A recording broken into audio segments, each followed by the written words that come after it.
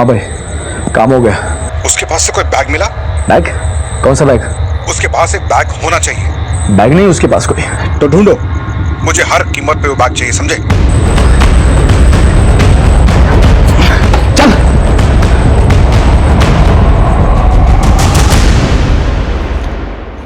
नमस्कार, मैं senior inspector Shivam Chaudhary.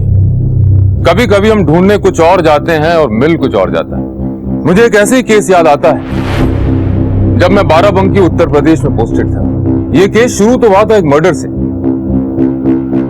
लेकिन जब हमने अपनी जांच शुरू की तो पता चला कि सिर्फ मर्डर का मामला नहीं, बल्कि सैकड़ों जिंदगियां दांव पर लगी थी।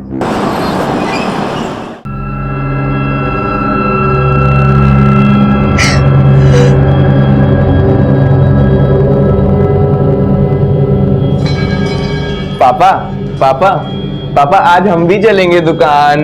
दुकान हम कल चलेंगे, आज पापा को देर हो रही है। और ये टीका मत पहुंच देना कल की तरह, भगवान नाराज हो जाएंगे। लेकिन हमें दुकान जाना है मम्मी। अरे किशन बेटा, हम चलेंगे ना कल। हाँ, आज रहने दो। सुनिए, हमको जरा पैसा चाहिए। काहे? निधि को डॉक्टर के पास ले जाना है। ये डॉक्टर को दिखाने की कोई जरूरत नहीं है, कल बाबा जी के यहाँ चलेंगे, वो सब ठीक कर देंगे। अरे लेकिन उसके साथ में पेट। बोल दिया ना। मामा टिफिन कहाँ है? हाँ, ये लो, खा लेना पूरा। हाँ निधि। अरे अभी पेट दर्द कर रहा है? हाँ माँ। अच्छा तुम एक काम करो, तुम जरा लेट जाओ, हम तुम्हारे दवाई लेकर आते हैं। हाँ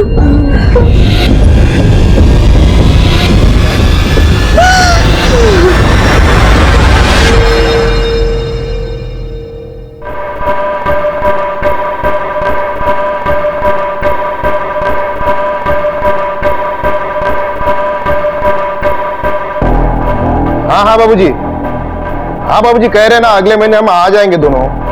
हाँ प्रणाम बाबूजी। सुनो, बाबूजी का बार बार फोन आ रहा है, कह रहे कि मिल के जाओ, अगले महीने जाके मिल के आते, ठीक है?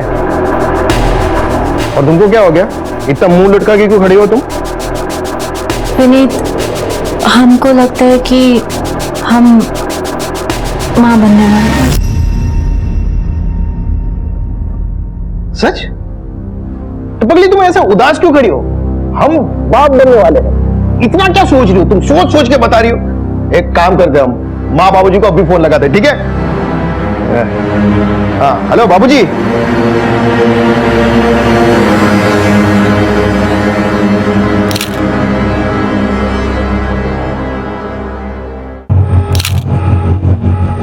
सर, शरीर पे मारपीट का निशान है, निशान गले पर भी है।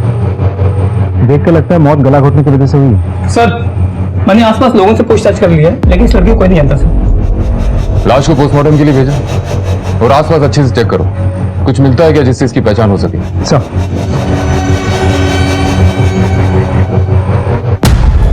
तो पैरों के निशान देखिए, अलग अलग जूते के निशान, मतलब मारने वाला कोई एक नहीं था, एक से अधिक लोग थे सर। वो 4 व्हीलर में लड़की को किडनैप करके लाए होंगे, उसे अंदर ले गए होंगे, उसे मारा होगा और फिर इसी डायरेक्शन में गाड़ी के साथ चले गए होंगे। या फिर लड़की को कहीं से मार के यहाँ लाए होंगे। सुनो इधर आओ, तुम में से किसी ने रात को कोई गाड़ी को यहाँ से आते जाते देखा?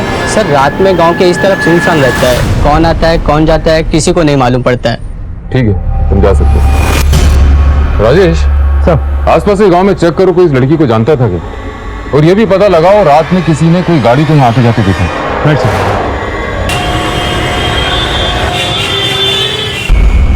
सर, ये रही लड़की की पोस्टमार्टम रिपोर्ट। फिजिकल टॉर्चर के साथ साथ लड़की का बलात्कार भी किया गया था और काफी दिनों से उस लड़की ने कुछ खाया भी नहीं था सर। एक और अहम सुराग हाथ लगा है सर, ये फुटेज रोड के टर्निंग पर एक एटीएम के बाहर लगे हुए कैमरा में ये कैप्चर हुआ है। मैं आपको फुटेज दिखाता हूं सर। फुटेज साफ तो नहीं है, लेकिन इतना समझ में आ रहा है कि एक व्हाइट कलर की फ्यूजन रैपिड गाड़ी उसी लड़की के पीछे जाते हुए दिख रही है। ये देखिए सर, अब टाइमिंग देखिए, ठीक आधे घंटे बाद वही गाड़ी उसी डायरेक्शन से वापस आती है। इस डायरेक्शन में सिर्फ यही गाड़ी गई और वापस आई। राजेश, तुमने एक बात नोटिस की, सीसीटीवी की टाइमिंग और लड़की की मौत की टाइमिंग में ज्यादा अंतर नहीं है। जी सर। मतलब मरने वाली लड़की यही है। शायद इस लड़की को इसी एरिया में बंधक बना के रखा होगा। इतने ज्यादा फिजिकल टॉर्चर और भूखे रहने के बाद कोई भी लड़की बहुत दूर तक भाग नहीं सकती। एक काम करो, इस एरिया में व्हाइट कलर की जितनी भी फ्यूजन रैपिड गाड़ियां हैं उनकी डिटेल्स निकलवाओ। आई एम श्योर हत्यारे इसी एरिया में। अच्छा, तुमने एक चीज और नोटिस की, इस लड़की के कंधे पे बैग है। लेकिन सर हमें तो वहां से भी बैग नहीं मिला। अब ऐसा हो सकता है कि भागते वक्त वो बैग गिर गया हो। राजेश, तुम एक टीम लेकर जाओ और रोड की टर्निंग से लेकर मर्डर स्पॉट तक पूरे एरिया को अच्छी तरह छान मारो। इस बैग का हमारे लिए मिलना बहुत जरूरी है। शायद इस बैग से हम इस लड़की को आइडेंटिफाई कर सकते हैं, कातिलों तक पहुंच सकते हैं। हाँ, एक और बात, मर्डर स्पॉट पे जो भी टायर के निशान मिले उसे इस एरिया की व्हाइट फ्यूजन रैपिड गाड़ियों से मैच करो। सर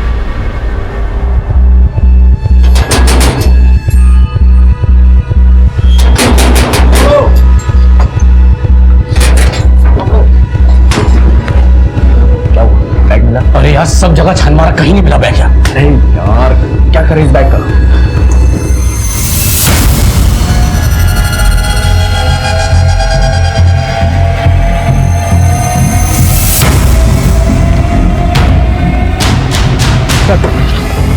उस एरिया में कुल मिला के 4 सफेद फ्यूजन रैपिड गाड़ियां हैं। सभी गाड़ी के ओनर से मैंने बात कर ली, सब क्लीन और टायर के फिनिश भी मैच नहीं हो रहे थे। राजेश, हो सकता है ये लोग उस लड़की को लेकर जा रहे हैं और मौका देखकर लड़की ने गाड़ी से उतर के भागने की कोशिश की और मजबूरी में इन लोगों ने उसे मार दिया।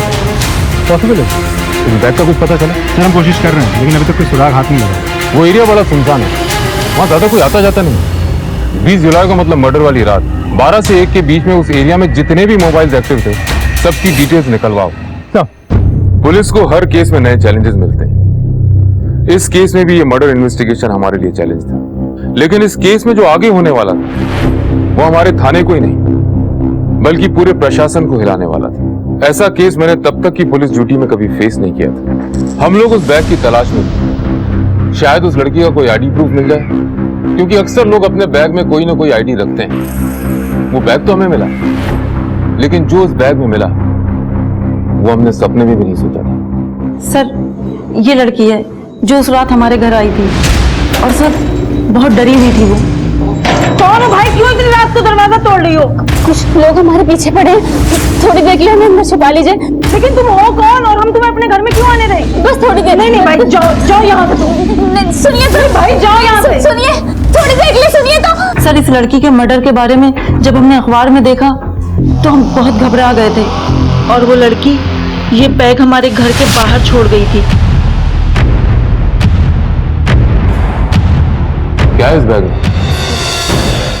सीडीज है।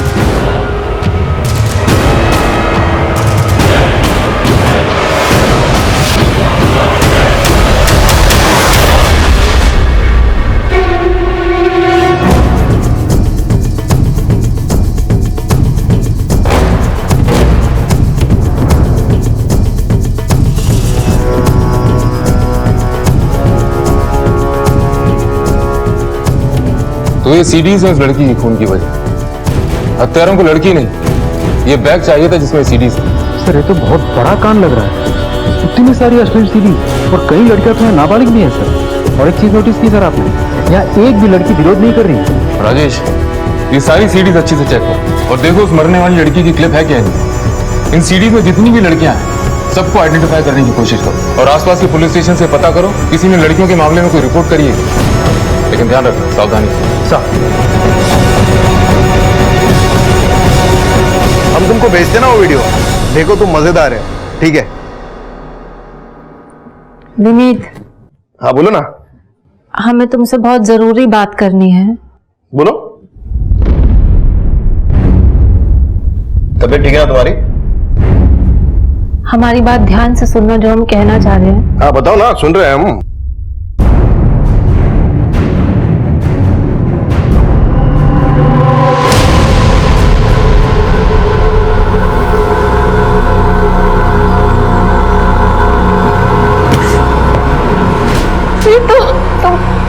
तुमको हमारी बात पे विश्वास नहीं है क्या?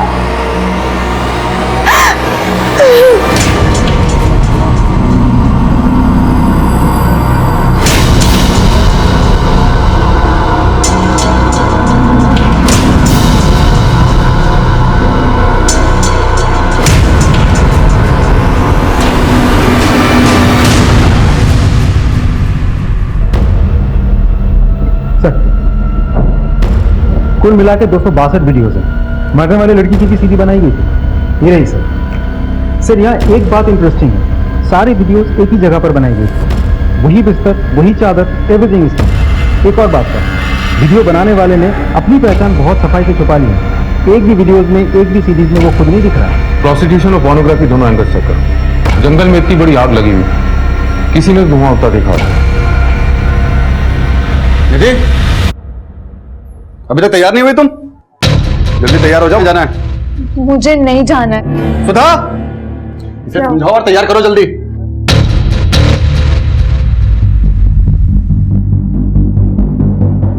निधि बेटा, तैयार हो जाओ ना। सुधा, हाँ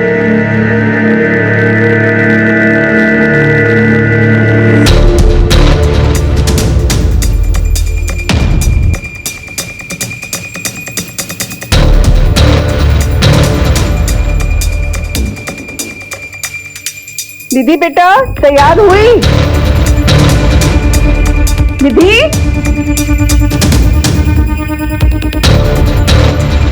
निधि, अरे सुनते हैं? क्या हुआ? क्यों चिल्ला रही हो? निधि कहीं दिख नहीं रही है। उसको हम अभी तैयार होने बोले थे, अब यहाँ वहाँ देख रहे, सब जगह कहीं नहीं मिल रही है। मैं खुद एक बेटी का बाप हूं। किसी दिन वो स्कूल जाने के लिए मना करती है तो मैं सोचता हूं कि वो स्कूल क्यों नहीं जाना चाहती। इस बारे में मैं उससे बात करता हूं।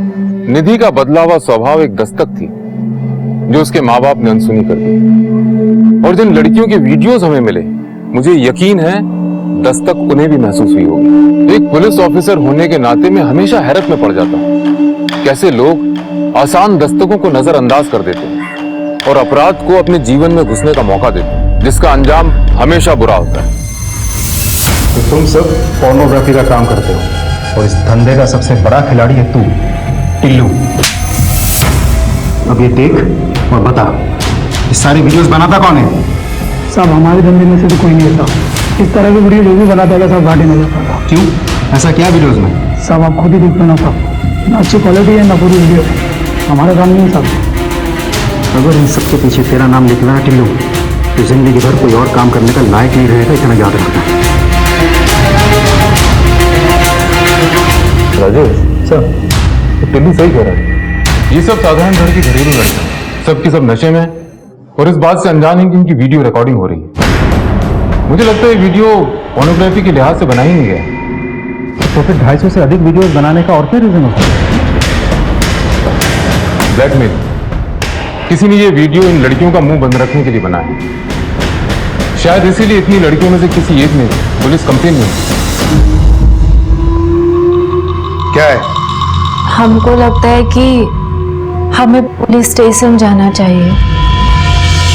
पहले तुम हमारी इज्जत घर में निकाल रही थी, अब क्या चाहती हो कि पूरे शहर में हमारी इज्जत की नीलामी करवाओगी? अगर पुलिस स्टेशन का सोचा ना तो ये तुम्हारी टांगे तोड़ के तुम्हारे हाथ में दे देंगे। भूख लगी हमें, खाना बनाओ।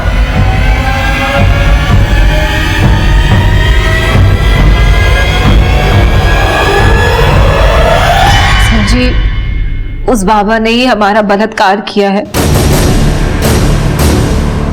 कब की बात है? 2 महीने पहले की। और आप आ जा रही हैं? तो क्या करते सर जी? उस बाबा ने हमको धमकी दी थी कि अगर ये बात हम बाहर कहीं बता देंगे तो वो हमारा वीडियो वायरल कर देगा, इंटरनेट में डाल देगा। हम डर गए थे और इसलिए हम चुप बैठ गए। लेकिन सर जी, अब हम चुप नहीं बैठेंगे, हम सबको बताएंगे कि उसी बाबा ने हमारा बलात्कार किया है। लगता है कि हमारे पेट में जो बच्चा है वो भी शायद उसी बाबा का ही है। और हमारे पति, वो तो यकीन करने को ही तैयार नहीं है कि हमारा बलात्कार हुआ है। अच्छा एक बात बताइए, ये पिक्चर्स देखिए।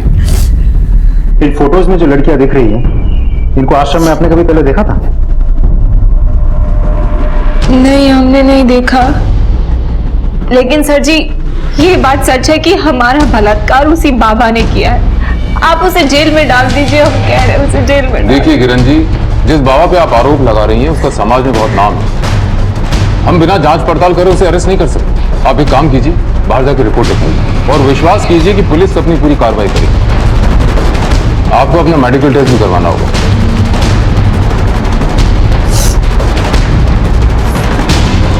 राजेश, सर ये औरत जो तरीका बता रही है तो वही सीडी वाला है और कह रही है कि इसका भी वीडियो शूट हुआ है। तो इन सब के पीछे उसी बाबा का हाल तो नहीं है? उन सीडीज को दोबारा चेक कर और देखो कि इसका भी तो फुटेज नहीं हुई है। सर ओमकारनाथ बाबा की जय, ओमकारनाथ बाबा की जय, ओमकारनाथ बाबा की जय, ओमकारनाथ बाबा की जय, ओमकारनाथ बाबा की जय। शांत हो जाइए, शांत हो जाइए। परमात्मा तक तो मनुष्य की सिर्फ आत्मा ही पहुंचती है, तब मनुष्य के कर्म ही काम आते हैं। अगर अच्छे कर्म करोगे तो जीवन मृत्यु से छुटकारा पाकर आत्मा परमात्मा में लीन हो जाएगी, अन्यथा दोबारा संसार में आना पड़ेगा दुख भोगने के लिए।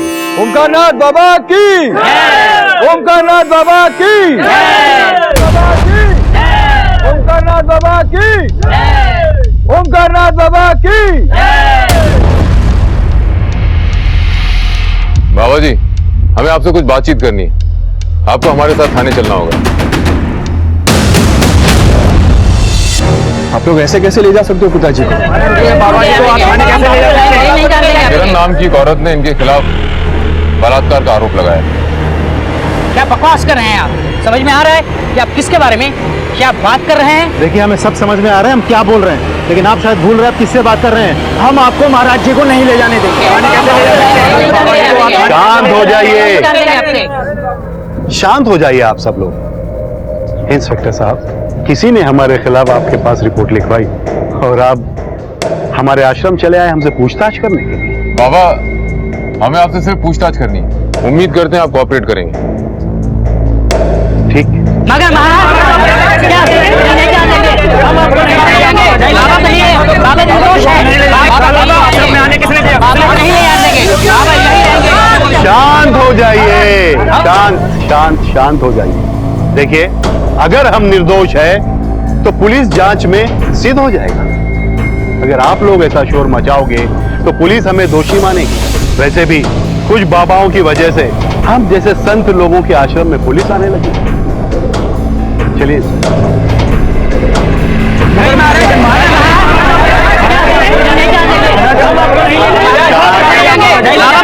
बाबा निर्दोष है।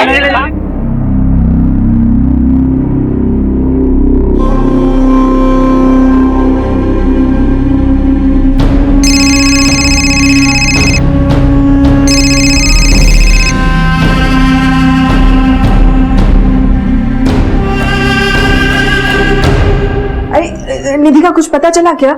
नहीं मिली, और ये सब तुम्हारी वजह से हुआ है। हमने कहा था ना उसे काबू में रखो, निकल गई ना हाथ से। पुलिस स्टेशन चलते हैं ना। खबरदार, जो पुलिस का नाम लिया तो हमारी बदनामी कराना चाहती हो क्या? भाग कर जाएगी कहाँ? लेकिन सुनो, उसकी सहेली को फोन करो और पता करो वो कहाँ है। बेटा विधि, तुम जानते हो तुम्हारी दीदी कहाँ गई होगी? नहीं पापा, हमें नहीं पता निधि दीदी कहाँ गई हैं। अगर तुम सब मिलकर कोई खेल खेल रहे हो ना, तो याद रखना हमसे बुरा कोई नहीं होगा।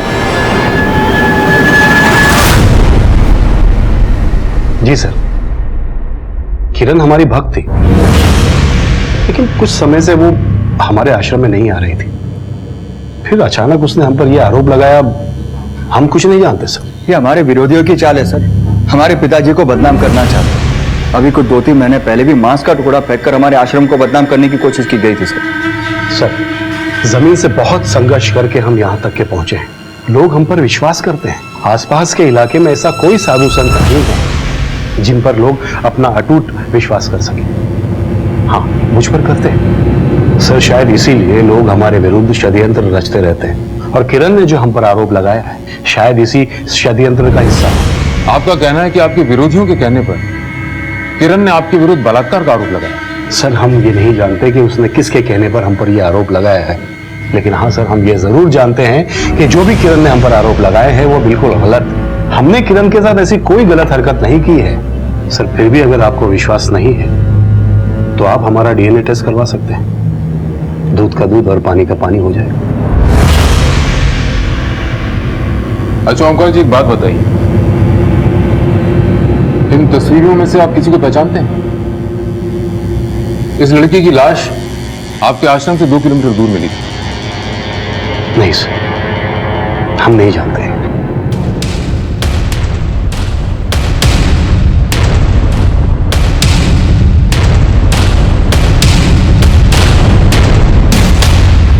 हमारे महाराज को बदनाम करते हो तुम। आज तुम्हें जिंदा नहीं छोड़ेंगे। पैसे के लिए और कितने गिरोगे तुम? आप इससे क्या बात कर रहे हो? फूंक डालो इसका असर।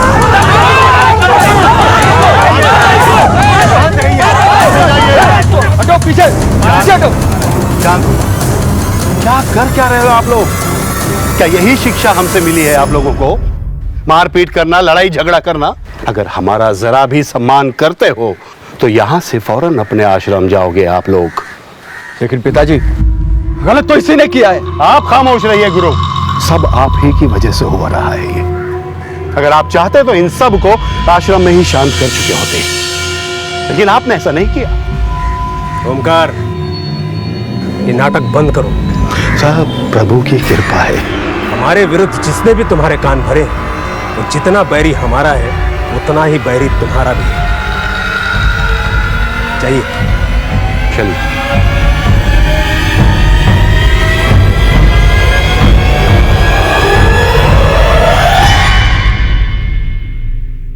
सर, मैंने सारी सीडीज चेक कर ली हैं, लेकिन किरण की फुटेज नहीं मिली। सर, ऐसा भी तो हो सकता है कि ये केस सीडी वाले केस से रिलेटेड हो ही ना। अगर बाबा के विरोधियों की बात को छोड़ दिया जाए तो भी मुझे किरण की रेप थ्योरी पे शुरू से डाउट है। एक तो रेप कितने दिनों तक चुप रहना, फिर उसके बाद ड्रग का एंगल कि उसे कुछ याद नहीं। सर, डीएनए टेस्ट करवाते हैं, खुद ब खुद पता चल जाएगा ये किरण झूठ बोल रही है सच बोल रही है। उस मृत लड़की की आइडेंटिफिकेशन का कुछ पता चला? सर, हम कोशिश कर रहे हैं, लेकिन अभी तक कोई लीड हाथ नहीं लगी। कोशिश नहीं राजेश, मुझे रिजल्ट चाहिए, रिजल्ट। एक एक लड़की की फोटो हर एक पुलिस स्टेशन पे, बस स्टॉप पे, रेलवे स्टेशन पे, मार्केट में पहुंचाओ। At any cost I want a breakthrough. अगर हमें इस मरने वाली लड़की की आइडेंटिफिकेशन नहीं मिल पाई तो हमारे पास कोई रास्ता नहीं बचता इस रैकेट को पकड़ने का। इन लड़कियों और औरतों में से किसी की पहचान होना बहुत जरूरी है। उन मोबाइल डेटा का कुछ पता चला? सर, हम डेटा कलेक्ट कर रहे हैं। हमने अपनी तफ्तीश का दायरा बढ़ा दिया। देश भर की मिसिंग रिपोर्ट से उस मृत लड़की और अन्य लड़कियों की पहचान करने की कोशिश शुरू कर दी।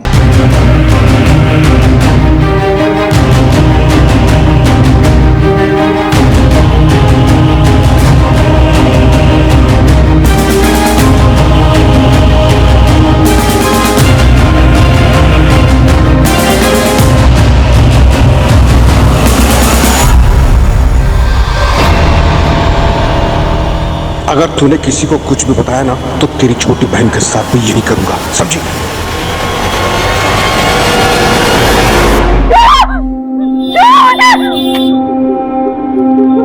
क्या हुआ? रो क्यों रहे आप? मेरे पास बताना, मुझे बता।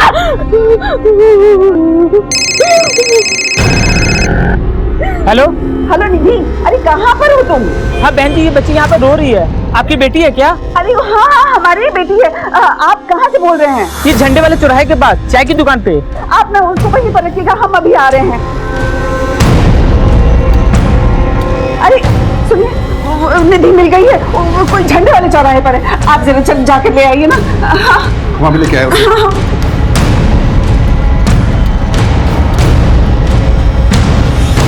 एक तो तुम्हारी लापरवाही की वजह से वो बैग पुलिस के हाथ लग गया और तुम हमें पैसों के लिए फोन कर रहे हो। भाई, जब तुमने हमें उस बैग के बारे में बताया नहीं तो हमको कैसे पता चलेगा उस लड़की के पास कोई बैग था? आइंदा से हमें पैसों के लिए फोन मत करना, समझा? भाई मगर हेलो हेलो। विनीत, हमसे बात तो कीजिए। हमारा क्या कसूर है? हमसे बात तो कीजिए। क्या करें बात तुमसे? हम मना किया था ना मैंने तुमको, कराई ना तुम अपने मन की। विनीत, हम बेकसूर हैं। तुमको मेरी इज्जत का जरा भी ख्याल नहीं आया? हटो। विनीत, हमारी बात तो सुनिए। जी नमस्कार। जी बताइए। मैं गुरु, ओमकार जी का बेटा। तुम्हारी इतनी हिम्मत कि तुम यहाँ तक चले आए? क्या हम अंदर चल के बात कर सकते हैं?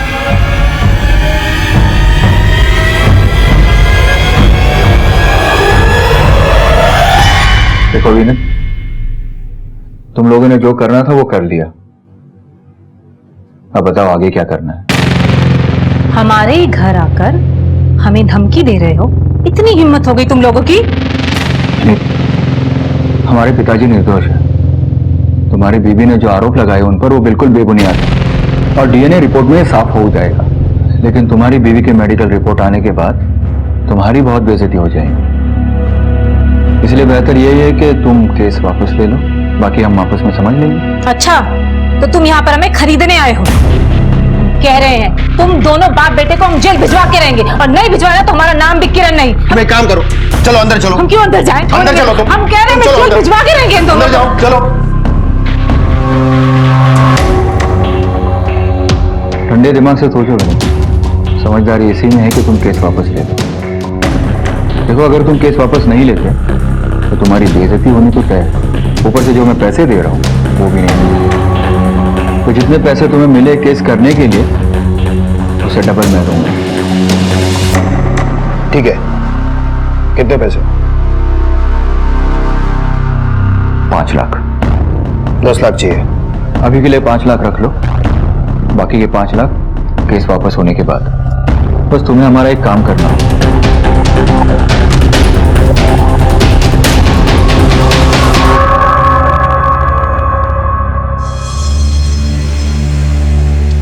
किशन की कलाई पे जो धागा बंधा है उसे निकालकर किसी पेड़ पर बांध, और ये नया धागा उसकी कलाई पे बांध।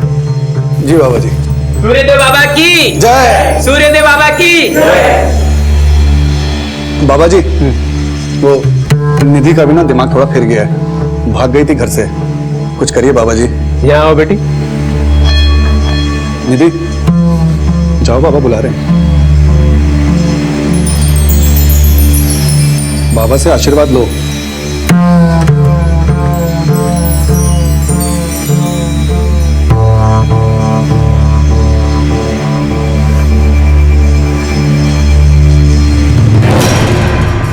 राम बाबू, बुरा साया है तुम्हारी बेटी पे अब तक, जो इसे कष्ट दे रहा है। अगर चिंता की बात नहीं, हम है ना, बस हमारे बताए हुए मार्ग का अनुसरण करो। जो आ गया बाबा जी, आप जैसा कहेंगे हम बिल्कुल वैसा करेंगे।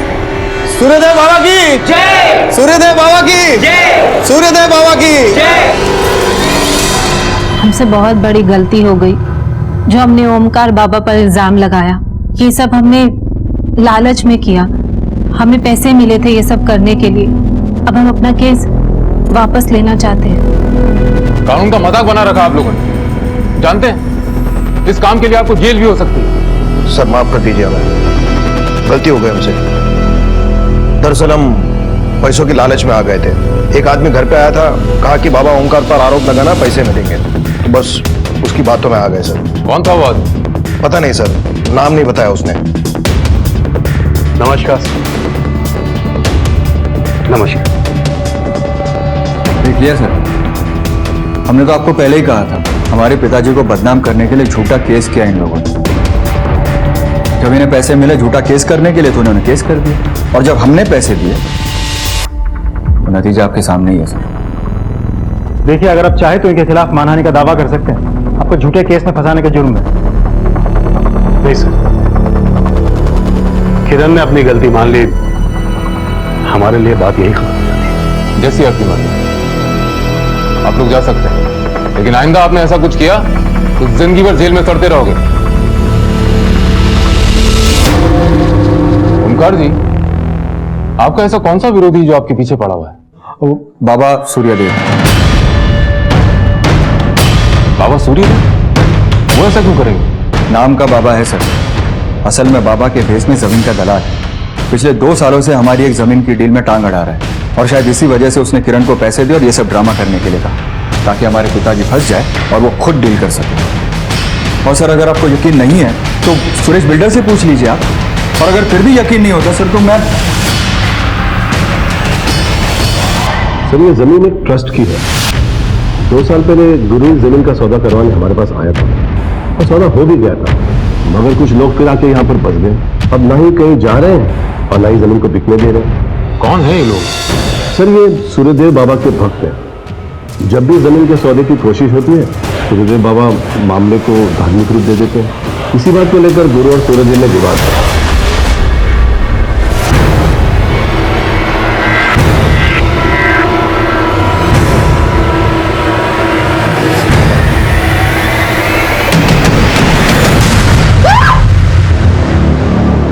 किया बेटा? हाँ, वो आदमी कहाँ? कौन आदमी? अरे तुम अपने घर पर हो, अपने घर पर हो तुम। लगता है तुमने फिर वही बुरा सपना देखा। कोई नहीं, चलो सो जाओ, सो जाओ, कोई नहीं है।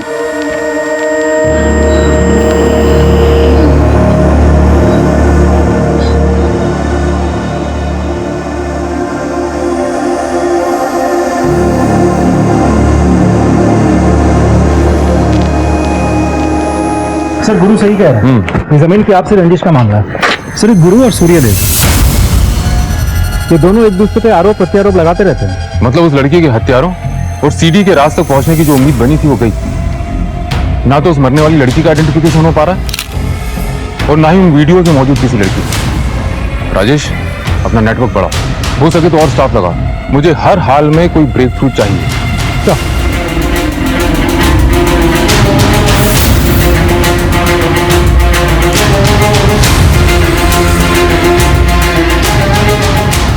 भैया 10 रुपये का साबुन दे दो। सुनो, पहचानते हो इनमें से किसी को? नहीं, इनमें से मैं किसी को नहीं जानता। तुमने देखा इनमें से किसी को?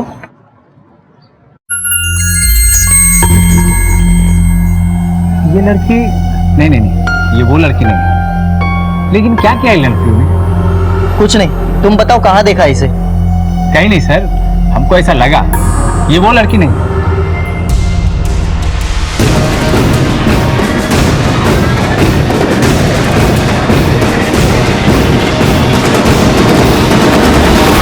राम बाबू, तुम्हारी बेटी निधि को पुलिस ढूंढ रही है क्या? है पुलिस क्या ढूंढेगी उसे? अरे हमको क्या पता, ये पुलिस वाला कुछ लड़कियों का फोटो लेके घूम रहा था बाजार में, तो हम देखें तो उसमें से एक फोटो तुम्हारी बेटी निधि के जैसे लग रही थी।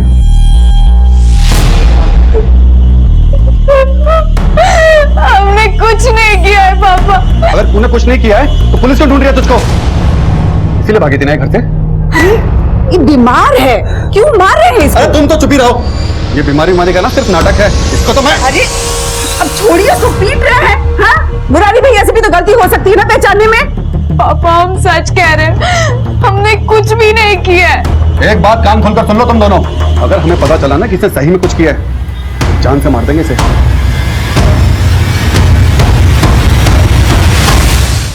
कड़ी से कड़ी जोड़ते हुए बिहार पुलिस की मदद से हम उस लड़की के घर तक पहुंच गए। अभी तो उस लड़की की सिर्फ शिनाख्त हुई थी, हमें यह पता लगाना बाकी था कि उस लड़की का कत्ल किसने किया और वो अश्लील सीडीज उसके पास कैसे आई।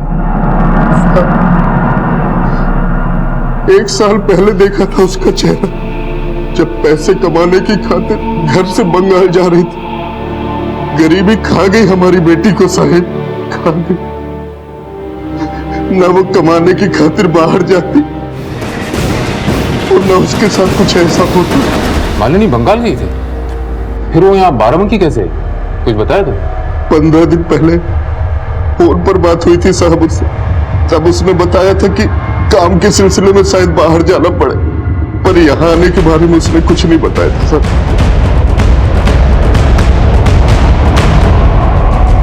ओम शांति, सदा सुखी।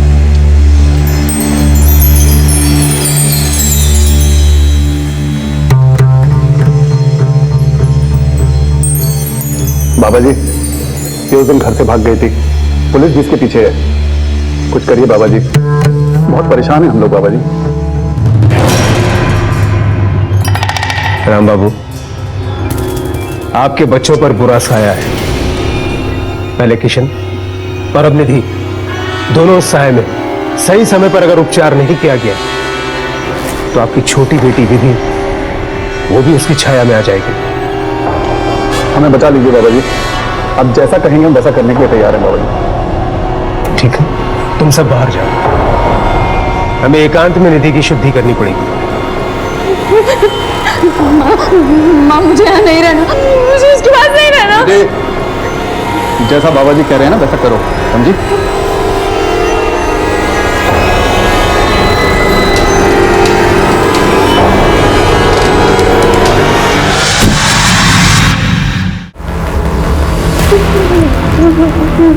मेरे मेरे मेरे पास मत आना। घबराओ नहीं, मैं हूं ना।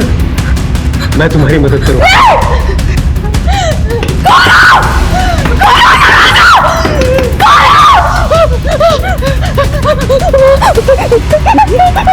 ध्यान नहीं रहना, मुझे इनके पास नहीं रहना। क्या हुआ बेटा, रो क्यों रही? हम तो तुम्हारी शुद्धि कर रहे थे। मुझे कोई शुद्धि नहीं करवानी। बाबा जी अब लेके जाइए इसे और पूजा पूरी करिए। राम बाबू, बच्ची की आत्मा विचलित है, ऐसे में शुद्धि नहीं कर सकते। आप इसे घर ले जाइए, जब इसकी आत्मा शांत होगी तब शुद्धि करेंगे। जो आ गया बाबा जी, चाहिए।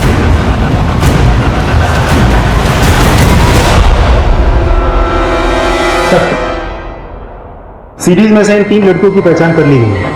ओह, that's a great news Rajesh. लेकिन एक प्रॉब्लम है सर। प्रॉब्लम यह है कि तीनों लड़कियों के घर वालों ने अपनी अपनी इज्जत बचाने के लिए वीडियो में तीनों लड़कियों के होने से मना कर दिया। लेकिन तीनों लड़कियों के अलावा एक और लड़की भी है जिसे वीडियो में होने का हमें शक है। ये लड़की सर, नाम है निधि शर्मा, बाप का नाम है राम बाबू। पक्का तो नहीं कह सकते, लेकिन शायद एक आदमी ने इसे पहचान लिया था। सर हमें शक हुआ तो हमने पीछा किया। सर लड़की की पहचान को लेकर हम श्योर नहीं थे, मामला भी बहुत सेंसिटिव था, इसलिए ना ही हमने इस लड़की से पूछताछ करी, ना ही इसके घर वालों से। जब हमने अपने सोर्सेस से पता किया तो एक खास बात सामने आई। क्या खास? ये सर इस लड़की के परिवार वाले बहुत ही ज्यादा धार्मिक हैं, इस बाबा के भक्त हैं, अक्सर इनसे मिलने जाते हैं। ये सूर्यदेव वही है ना जिसका गुरु के साथ झगड़ा है? जी सर। तो ये है इस कहानी का मैसेंजर। ये सूर्यदेव तो कमाल निकला। चलो इसे आश्रम की सैर करके आते हैं। ये सीढ़ी सी गुत्थी नहीं सुलझेगी।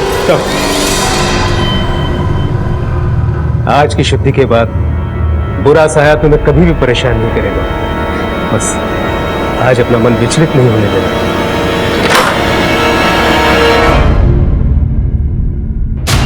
आप लोग यहाँ क्या कर रहे हो? आश्रम का एक कोना छान मारो। आश्रम की छानबीन कैसे कर सकते हैं? आपके पास वारंट है? बाबा, पुलिस को अपना काम करने दीजिए। सर ये नहीं थी। निधि बेटा, हमें आपसे कुछ बात करनी है।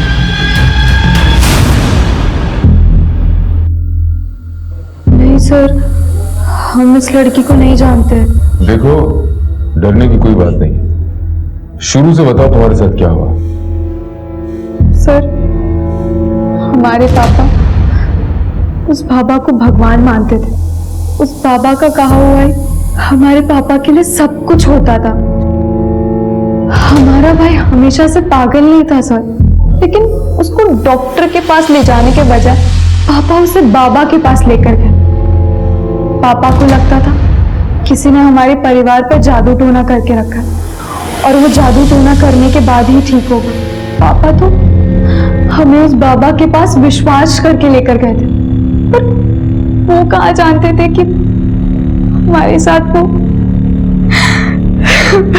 तुम्हें पक्का यकीन है कि यही बाबा तुम्हारे साथ गलत काम करता था? हाँ सर। साहब हमें अगर पता होता कि वो बाबा हमारी बच्ची के साथ ऐसा कुछ करेगा तो हम क्यों लेके जाते वहां पर?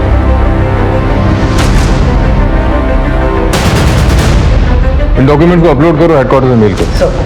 सर मेरे मर्डर वाली लोकेशन की उस रात की सारी एक्टिव मोबाइल नंबर्स की लिस्ट। सर इसमें सूर्यदेव और ओमकार के नंबर्स तो नहीं है, लेकिन एक नंबर है जो हरदोई के किसी हिस्ट्री शीटर अमित डोगरा के नाम का है। ये अमित डोगरा की लोकेशन हरदोई में ही है। हमने हरदोई पुलिस को इन्फॉर्म कर दिया। उस रात अमित डोगरा लगातार एक नंबर से संपर्क में था। किस नंबर से?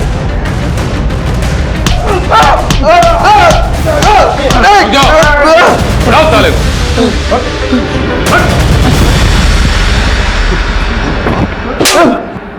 250 से ज्यादा लड़कियों और बच्चियों के साथ बलात्कार किया है तूने। बोल, किरण के साथ भी तूने बलात्कार किया था ना? सर मैंने नहीं किया किरण के साथ बलात्कार। फिर किसने किया?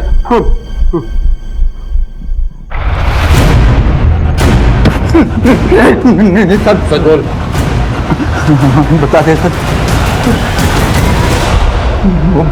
हमने किसी लड़की के साथ कोई गलत काम नहीं किया था सर। सारी लड़कियों के साथ गलत काम पिताजी करते थे साहब। हम तो बस उनके गलत कामों पर पर्दा डालने का काम करते थे साहब। लेकिन सर जब हमने किरण को देखा आश्रम में तो हमसे रहा नहीं गया। इसलिए तुम दोनों इतने कॉन्फिडेंट थे। कि किरण के पेट में पल रहे बच्चे का डीएनए टेस्ट इस ओमकार के साथ मैच ही नहीं करता, क्योंकि उसका बलात्कार तो तूने किया था। और नशे में वो ये समझती रही कि उसका बलात्कार ओमकार ने किया है। और बताओ, निधि का बलात्कार किसने किया? निधि का बलात्कार मैंने किया था सर।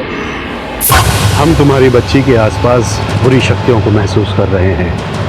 अगर इन बुरी शक्तियों को तुरंत नहीं रोका गया तो इस बच्ची की भी वही हालत होगी जो तुम्हारे पुत्र की हुई है। महाराज, ये क्या कह रहे हैं आप? बच्चा, इस बच्ची को अति शीघ्र शुद्धि की जरूरत है। हमें इसके लिए हवन करना होगा। हवन में जो सामग्री लगेगी वो हमारा सेवक तुम्हें बता देगा। आप दोनों जाकर वो सारी सामग्री ले आइए, तब तक कि हम इस बच्ची के शुद्धिकरण की प्रक्रिया शुरू करते हैं। जो आ गया महाराज। सर, हमने जड़ी बूटियों के जरिए उसे बेहोश कर दिया। उसके बाद बलात्कार किया और तुम दोनों का ये सिलसिला हमेशा ऐसे चलता रहे। ये तो अच्छा हुआ कि मालिनी तुम्हारी चुंगल से भाग गई और वो सीरीज हमारे हाथ लग गई। कि मालिनी तो तुम्हारी भक्त भी नहीं थी, तो तुम तो गाई कैसे? वो अमित हमारे प्रॉपर्टी के सारे टेढ़े काम अमित करता था साहब, इसलिए नौकरी के बहाने पापा को खुश करने के लिए वो मालिनी को हमारे यहाँ पर छोड़ गए थे।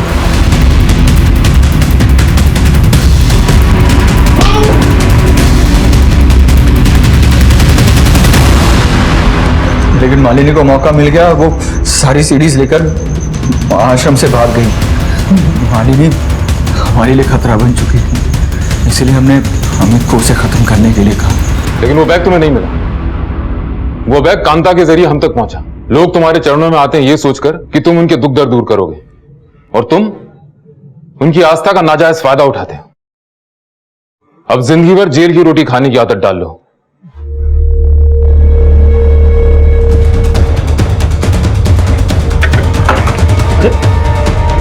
क्या हो सकता? निधि के साथ हुए शारीरिक शोषण को किसी ने महसूस क्यों नहीं किया? और यही बात लागू होती उन 250 लड़कियों पर। ऐसा तो हो ही नहीं सकता कि अपराध ने होने से पहले दस्तक न दी हो।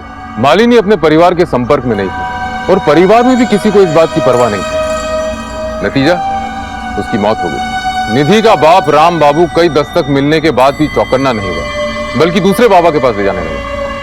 उसने अपनी बेटी के दर्द को अनदेखा कर दिया। उसने कभी यह जानने की कोशिश नहीं की कि ओमकार बाबा बंद कमरे में निधि के साथ करता क्या है। दुनिया कहां से कहां पहुंच गई, लेकिन आज भी इस दुनिया में ऐसे लोग हैं जो बाबाओं और तांत्रिकों के चक्कर में पड़े। वो कर्मों के बजाय कर्म कांडों में विश्वास करते। नतीजा, ऐसे बाबा उनका फायदा उठाते। याद रखिए, आपके अंधविश्वास से इन ढोंगी बाबाओं की दुकानें चलती हैं। हर दस्तक को पहचानिए। देखते हैं हमारे आज के एपिसोड की दूसरी कहानी।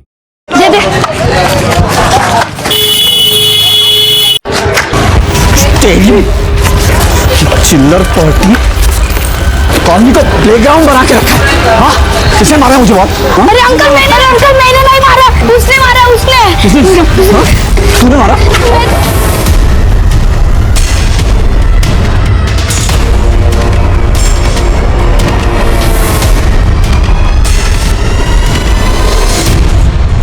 पापा हम चुपचाप खेल रहे थे, वो संजय अंकल आए और बहुत मारा हमें। क्या आपको भी गाली दी? पापा बोला तेरे बाप ने यहाँ प्लेग्राउंड बनाया क्या? आज बताता हूँ उसको कि किसने क्या बनाया। सर फोड़ दूंगा साले का। मेरे बेटे को हाथ लगाने की हिम्मत कैसी की उसने? आज उसका फैसला ही कर देता हूँ। चल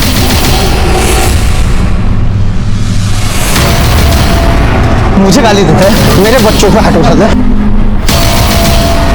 आज छोड़ेंगे साले को। हमारे बच्चे को मारता है। दरवाजा खोल।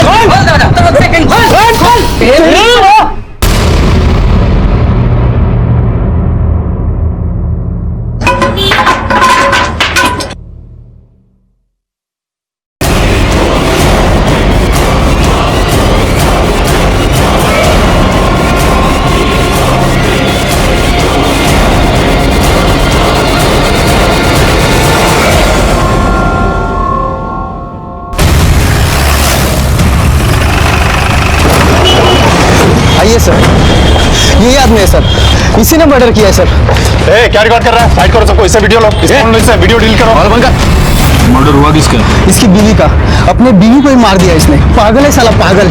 ठीक है, जना साइड लगा जा, स्टेटमेंट दिया। चलो तुम आगे फाइट करो सबको। सलाम आ गया, सलाम आ गया।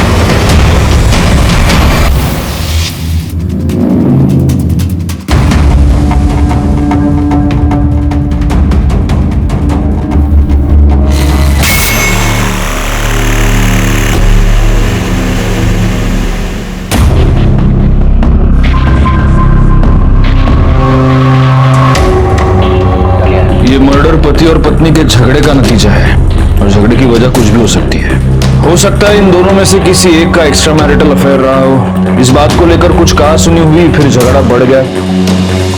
झगड़े की शुरुआत बाहर से हुई, हॉल से बढ़ा।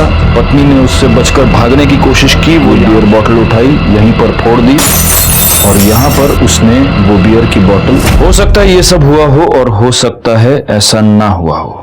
इस मर्डर की वजह कुछ और भी हो सकती है।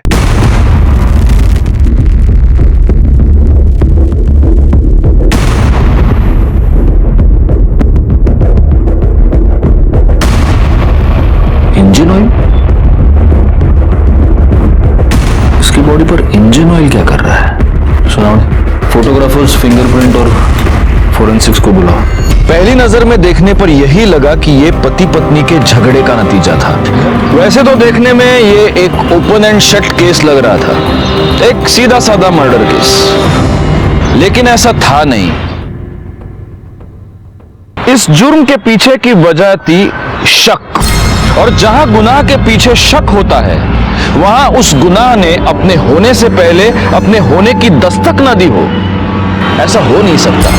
तो इस केस में वो ऐसी कौन सी दस्तक थी जिसे देखकर सुनकर भी नजरअंदाज कर दिया गया? ये जानने के लिए इस केस की गहराई में जाना बहुत जरूरी था। लेकिन संजय से मिलने के बाद मैं ये जान गया था कि उससे कुछ भी बुलवाना इतना आसान नहीं होगा। आगे की कार्रवाई बहुत मुश्किल नजर आ रही थी। पहले 3 दिन तक तो संजय ने कुछ भी नहीं खाया, ना ही उसने अपने मुंह से एक शब्द निकाला। तीसरे दिन मैंने संजय से बात करने की एक और कोशिश की।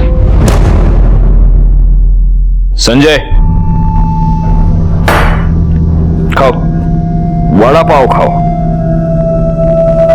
लो, बाजार का वड़ा पाव नहीं है, घर का है, मेरी बीवी ने बनाया।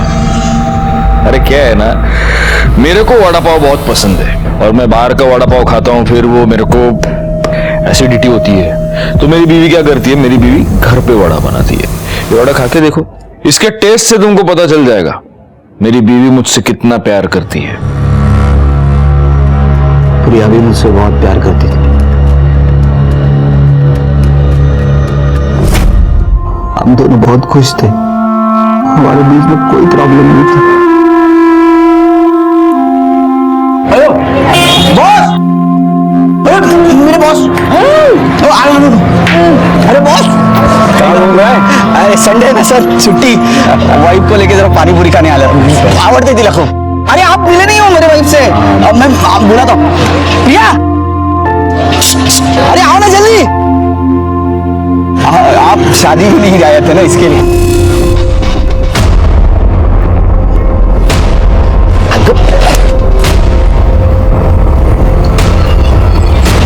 बॉस सर, अरे काय झालं? नाही माहिती मला, मतलब तुझी ओळख करून देईन, चले गए। जाऊ द्या ना, अरे गेली, पाणीपुरी खाऊ आपण। हाँ हाँ, गुड मॉर्निंग। अरे संजय, इतना लेट? अरे वो बाइक खराब हो गई थी। बहुत सुबह से 4 बार तुझे पूछ चुके हैं। बॉस क्यों, क्या हुआ? मुझे क्या पता, खुद जाके पूछ ले। मैं कम सर? हाँ संजय, आ जाओ, कम बैठो। अरे बैठो यार, बैठो। सर, कल जो लड़की तुम्हारे साथ थी, तुम्हारी वाइफ थी क्या? हाँ सर, मेरी बीवी है प्रिया। अच्छा अच्छा, तो तुमने लव मैरिज की या अरेंज? लव नहीं सर, अरेंज मैरिज है। शादी से पहले कोई इंक्वायरी की थी या आप सीधा शादी कर ली? क्यों सर, आप क्यों पूछ रहे हैं ऐसा? आप प्रिया को जानते हैं?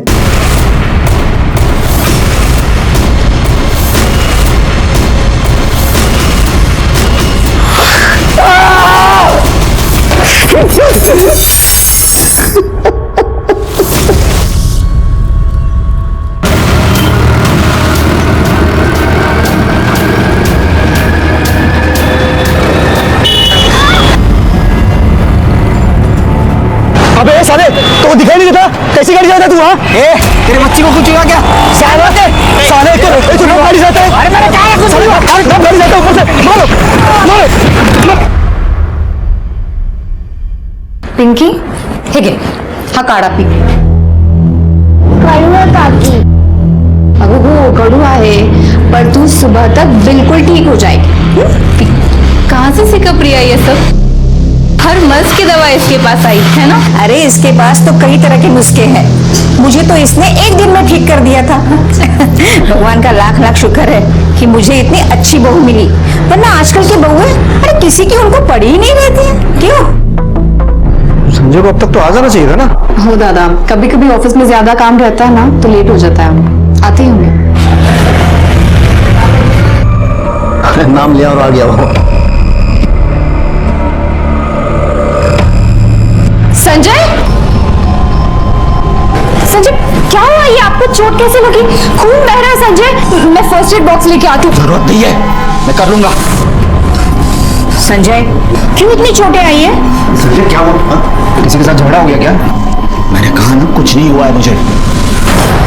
संजय बस तुमने हिलाओगे बापू। नौटंकी बंद कर, मुझे जरूरत नहीं। मैंने कहा है ना, ये तेरी नौटंकी कहीं और जाके दिखाना, समझ दो। क्यों गुस्सा कर रहा है तू उस पे? बाहर किसी और के साथ तो झगड़ा करके आ रहा है और उसका गुस्सा इस बेचारे पे क्यों निकाल रहा है? ये बेचारी है, अब कोई मुझसे बात नहीं करेगा। संजय तुम लोग बात मत करो मुझसे। संजय! ए संजय, संजय क्या हो गया तुझे? हम लोग कुछ पूछ रहे हैं, बात कर रहे हैं तुझसे। मत करो मुझसे बात। कहा ना मैंने? अदिति के साथ बस ये बता रहा हूँ, माँ को लेके जा रहा हूँ हमारे घर। पिंकी की तबीयत खराब है, इसलिए जो करना है वो करो।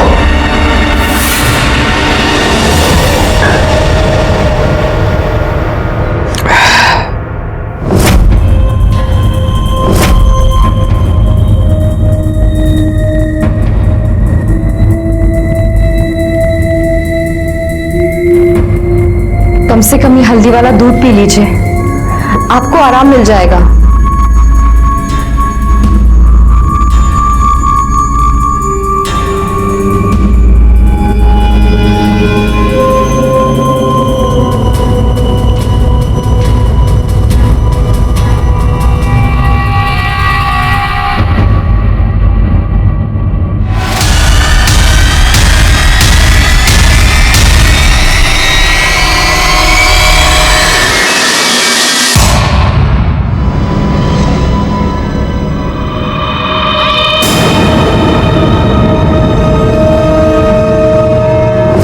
तभी तुमने अपनी बीवी का खून करने की सोच ली,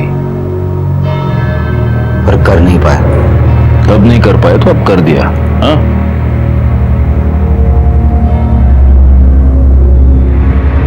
आपकी बीवी वड़ा पाव अच्छा बनाती है। बताऊंगा मैं उसको, अच्छा लगेगा उसे। चाय पियोगी?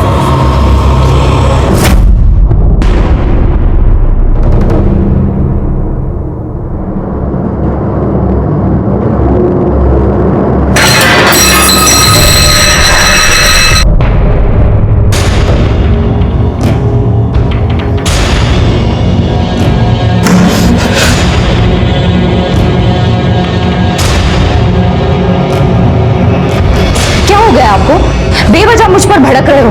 दादा की भी इंसल्ट की, उन्हें भी उल्टा जवाब दे दिया। मुझसे तो बात तक नहीं कर रहे हैं। आखिर ऐसा हो क्या गया आपको? जानना चाहती हो तुम क्या हुआ है मुझे? हाँ चल बताता हूँ, चल।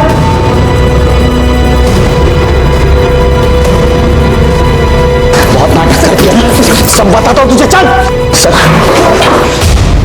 यही है ना वो? हाँ इसे बताइए जो आपने मुझे बताया था। और तू तो पहचानती है नहीं, ये मेरे गुस्सा होने की वजह जानना चाहती है। बताइए इसे, कैसे आपने इसे 25,000 में खरीदा था और कैसे आप इसके पहले क्लाइंट थे? क्या अनाप शनाप बक रहे हो तुम? मैंने तो तुमसे ऐसा कुछ नहीं कहा। सर आप क्या कह रहे हैं? यही है संजय, मैं बात करता हूँ तुमसे। मैडम आप प्लीज 2 मिनट के लिए बाहर जाइए, मुझे संजय से अकेले में कुछ बात करनी है, प्लीज। पर सर आपने तो मुझे, दिमाग खराब है तुम्हारा, पागल हो गए हो क्या तुम? अरे मैंने वो बात तुम्हें तुम्हारी भलाई के लिए बताई थी, तुम अपने फैमिली मैटर में मुझे खींच रहे हो। संजय ये तुम्हारा और तुम्हारी पत्नी का आपस का मामला है, इसे घर जाके सॉल्व करो। यहाँ ऑफिस में तमाशा करने की जरूरत नहीं है, वरना अपनी जॉब से भी हाथ धो बैठोगे तुम। चलो निकलो यहां से, आई से गेट आउट।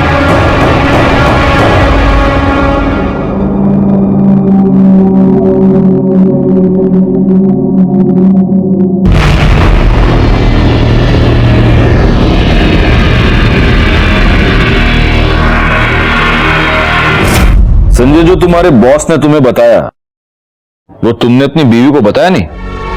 नहीं सर, उसे क्या बता था? संजय तुम्हें कभी ऐसा नहीं लगा कि शायद तुम्हारा बॉस तुम्हारे साथ झूठ बोल रहा था? शायद उसका कोई हिडन मोटिव था जिसकी वजह से वो तुम्हारे दिमाग में शक डाल रहा था? लगा था सर,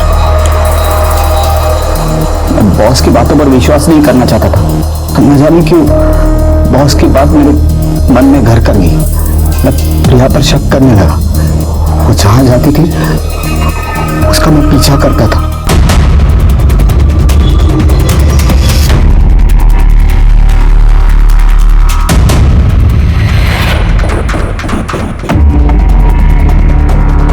उस दिन संजय ने अपने शक की कहानी वहीं तक सुनाई, लेकिन चूंकि अभी ये केस सॉल्व हो चुका है, इसके आगे की कहानी मैं आपको बता सकता हूं। संजय ने प्रिया का पीछा अपने सास के ऑफिस तक यानी विकास केंद्र तक किया। संजय की सास प्रिया की मां कोई साधारण महिला नहीं थी, वो एक सोशल वर्कर थी। लेकिन वहां कुछ गड़बड़ था, कुछ ऐसा था जो सही नहीं था। क्या था वो? संजय के बॉस ने उसे जो कहानी सुनाई थी, क्या उसका और इसका कोई कनेक्शन था? आई कुठे आतमध्ये? हाँ, मेडिकल कैंप वाले से बात हो गई है, 1-2 दिन के अंदर आने वाले हैं ट्रेड केंद्र में। मैं आपसे बाद में बात करती हूँ। मुझे बहुत डर लग रहा है, समझ नहीं आ रहा है क्या करूं। आई, मुझे ऐसा लग रहा है कि संजय को सब सच पता चल गया है, सब खत्म। तो इतना यकीन से कैसे कह सकती है कि उसे सब पता चल गया है?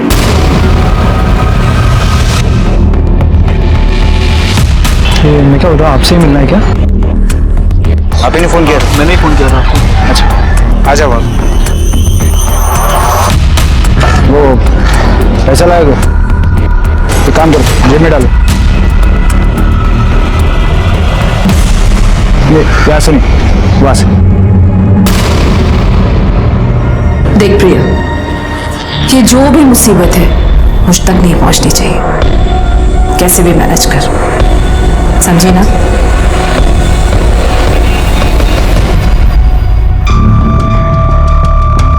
अरे संजय काय झालं? क्यों इतना घाई घाई में मुझे बुलाया? प्रिया को आने दो, सब कुछ बताता हूं।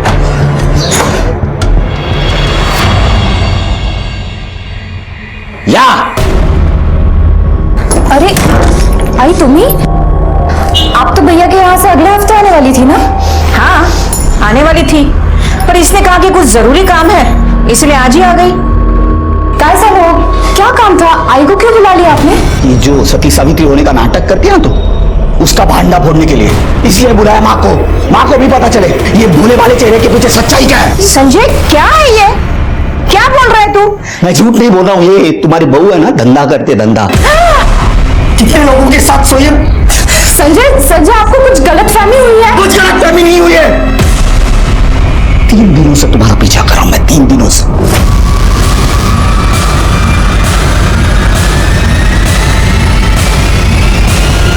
और मां, इस समाज सेवा में ये सती सावित्री अकेली नहीं है। इस सती सावित्री के साथ उसकी बहन, उसकी मां और दलाली करने वाला इसका जीजा है। और ये सब विकास केंद्र के आड़े चलता है ना? हाँ, कल मैंने देखा था तुझे तेरे जीजाजी के साथ गाड़ी में जाते हुए, क्लाइंट के पास गई थी ना तू? मुझे तो बोल के गई कि मार्केट जा रही हो, धंधा करती है ना तू? अरे संजय काय बोलतोस तू है? तेरा दिमाग तो ठीक है? माँ अभी दिमाग ठिकाने आया है। मालूम नहीं कितने लोगों के साथ सोई है ये बॉस के साथ। देखो संजय, मुझे समझ नहीं आ रहा कि ये बात मैं तुमसे कैसे कहूं, लेकिन तुम्हारी वाइफ एक सेक्स वर्कर है, एक प्रोस्टिट्यूट। सर, आज से 5 साल पहले 25,000 रुपए देकर मैंने उसके साथ एक रात गुजारी थी और मैं उसका फर्स्ट कस्टमर था। देखो संजय, मैं चाहता तो ये बात तुम्हें नहीं बताता, लेकिन हो सकता है उसने तुम्हें झूठ बोला हो या कल को तुम्हारे साथ कुछ गलत हो जाए, इसलिए मैंने ये सब कुछ कहा। संजय, अगर ये उसका पास था और वो ये सब कुछ छोड़ चुकी है, तुमसे प्यार करती है, तुम्हारे प्रति ईमानदार है, तो फिर इन बातों का कोई मतलब नहीं है। फिर तुम उसके साथ आगे की जिंदगी अच्छे से जी सकते हो।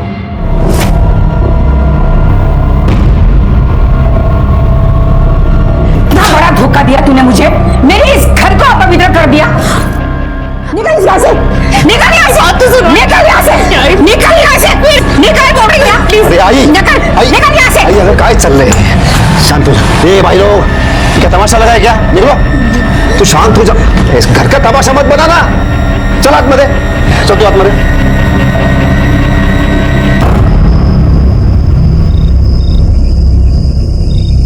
संजय, कितनी बार मैंने तेरे को कहा है, मैं गुस्से को थोड़ा काबू में रखा कर। उस दिन भी तो उस मैकेनिक से लड़ गया, क्या जरूरत थी? तू बीच में मत आ। संजय,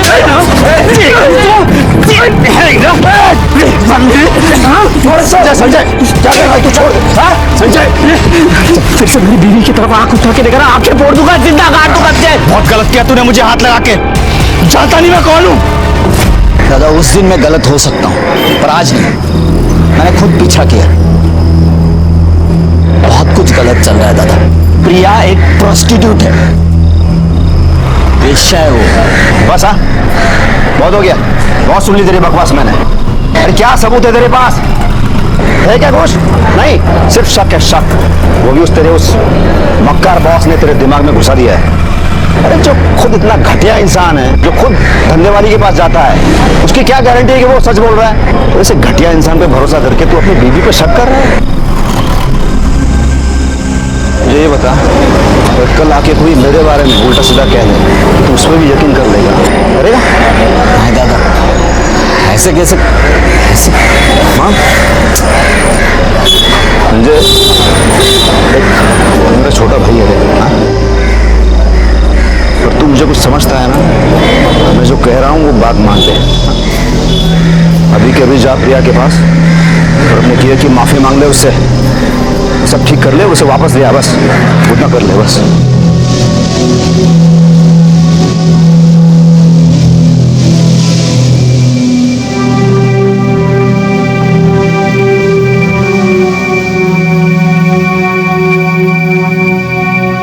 प्रिया, आई एम सॉरी। मुझसे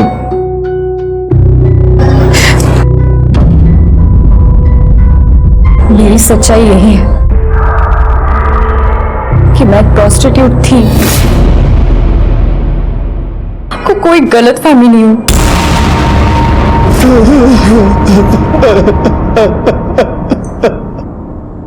संजय, तेरी बीवी ने तुझसे सच बता दिया कि वो प्रोस्टिट्यूट थी और गुस्से में आकर तूने उसे इतनी बेरहमी से मार दिया।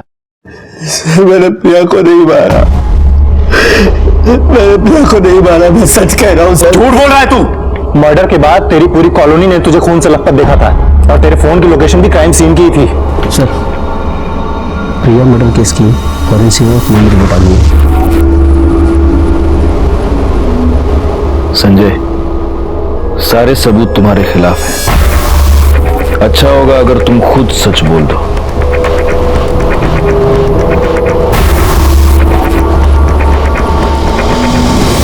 सुनावनी है सर।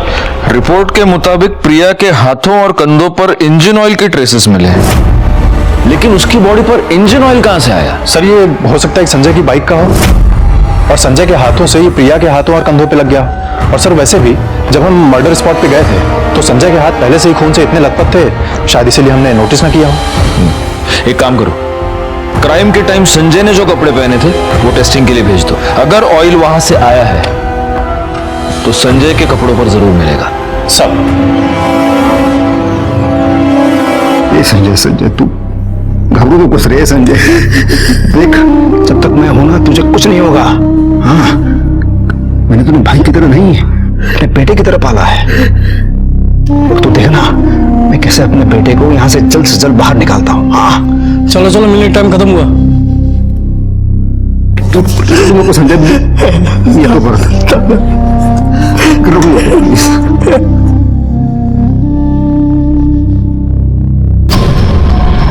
तूने आखिरी बार अपनी बाइक सर्विसिंग कब करवाई थी? यही कुछ 4-5 महीने पहले। प्रिया के मर्डर से पहले तूने अपनी बाइक किसी मैकेनिक को दिखाई थी क्या? नहीं। संजय,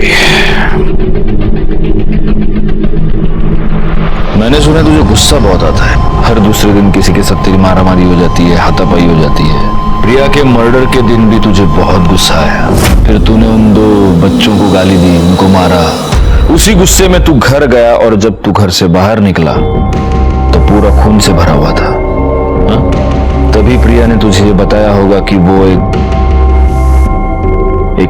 प्रोस्टिट्यूट थी और तब तुझे बहुत गुस्सा आया, है ना? हाँ सर, मुझे पहले गुस्सा आया, पर जब प्रिया ने मुझे सारी हकीकत बताई तब मुझे गुस्सा नहीं, उस पर तरस आया था। मतलब? उषा रानी मेरी आई नहीं है। उसने मुझे और अपर्णा ताई को बचपन में एक आदमी से खरीदा था और हमें धंधे पर लगा दिया। हमसे बहुत सारे पैसे कमाए उसने। अपर्णा ताई ने हमारी दलाली करने वाले मुकेश के साथ शादी कर ली। उसके बाद मैंने भी सोचा कि मैं भी शादी करके अपना घर बसा लूं, पर उषा ताई इसके लिए कभी तैयार नहीं होगी, क्योंकि उसको डर था कि अगर मैंने उसकी पूरी सच्चाई समाज के सामने रख दी तो वो कहीं की नहीं रहेगी। आपको पाने के बाद मुझे ऐसा लगा कि मेरे सारे जख्म भर गए, पर मैं गलत थी। मुझे समझना चाहिए था कि हम जैसे लड़कियों के कभी घर नहीं बसते। हमें तो लोग बस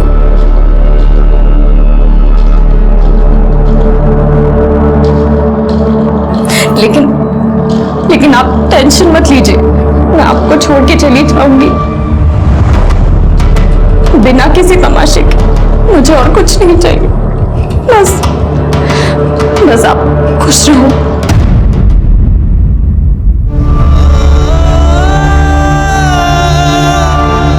उस उषा रानी ने प्रिया की जिंदगी बर्बाद कर दी और ये सब कुछ समाज सेवा के आड़ में चलता रहता है इन लोगों का।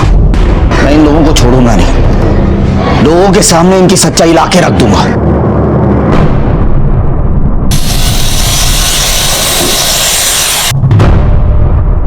चलो ठीक है, मान लेते हैं तेरी बात, लेकिन तू उनकी सच्चाई लोगों के सामने लाएगा कैसे? इस तरह के लोगों की पहुंच बहुत ऊपर तक होती है रे। जो हो गया सो हो गया, भूल जाए ये सब। प्रिया की जिंदगी बर्बाद की इन लोगों ने, और कितनी लड़कियों की ये जिंदगी बर्बाद कर रहे हैं अभी भी। हाँ, ये भी सच बोल रहे हैं, लेकिन उसके लिए हमें कुछ ऐसा करना होगा संजय कि हमारा काम भी हो जाए और उनको पता भी ना चले। हाँ, मतलब अरे वो कैमरा छुपा के करते हैं ना, अरे इलेक्ट्रिशियन की दुकान पे तो होते हैं ना उस तरह के कैमरा, ऐसा कुछ।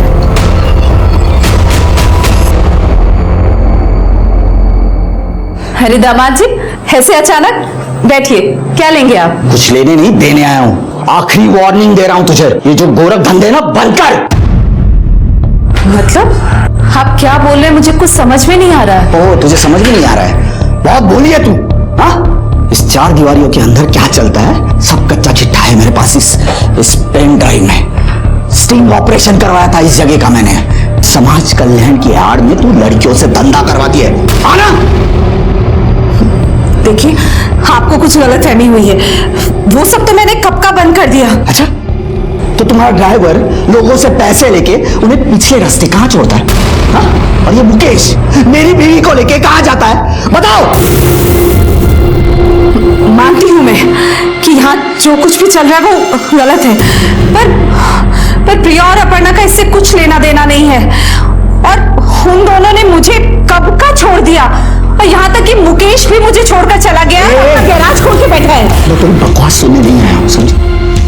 आखिरी वार्निंग दे रहा हूँ, बंद कर ये सब, वरना ये है ना, ये वायरल कर दूंगा, पुलिस के पास जाऊंगा, समझे? उषा के यहाँ से निकलने के बाद मुझे लगा मेरा काम हो गया, और मेरा गुस्सा बिल्कुल कम नहीं हुआ था, क्योंकि यही उषा थी जिसने मेरी प्रिया को इस दलदल में फेंका था। मैं वहां से सीधा घर गया।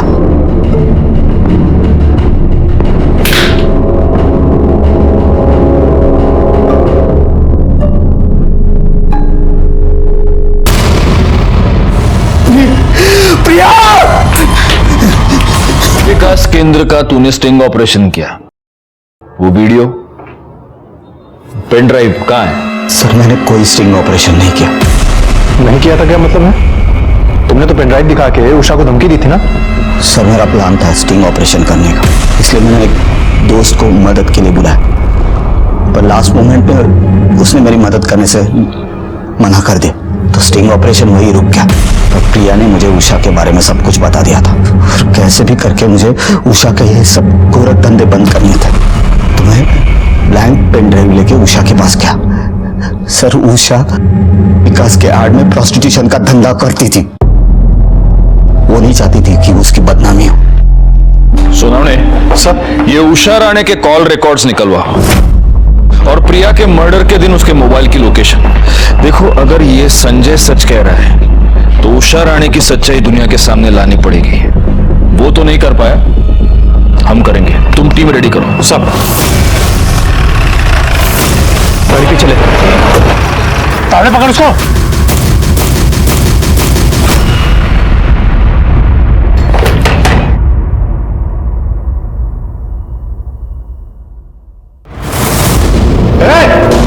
मॅडम त्यांना सगळ्यांना साईडला घ्या. चला एक साईडला या इकडे.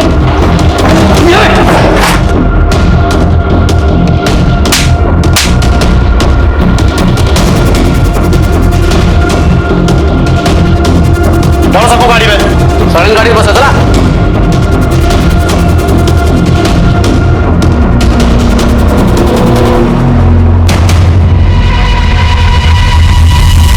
संजय ने उषा राणे के बारे में हमें जो भी बताया था वो सब सच निकला। उषा राणे वाकई में प्रोस्टिट्यूशन का एक बहुत बड़ा रैकेट चला रही थी। इसका मतलब संजय की और भी बहुत सारी बातें सच हो सकती हैं। एक काम करो सुनाओ सब, उषा राणे के बारे में अपने आसपास के सारे पुलिस स्टेशन और खबरों को डिटेल्स दे दो, और प्रिया की वो बहन, क्या नाम है उसका, अपर्णा, उससे भी पूछताछ करो। उषा राणे के बारे में जितनी भी इंफॉर्मेशन मिल सके सारी निकालो जल्दी सब। ओके या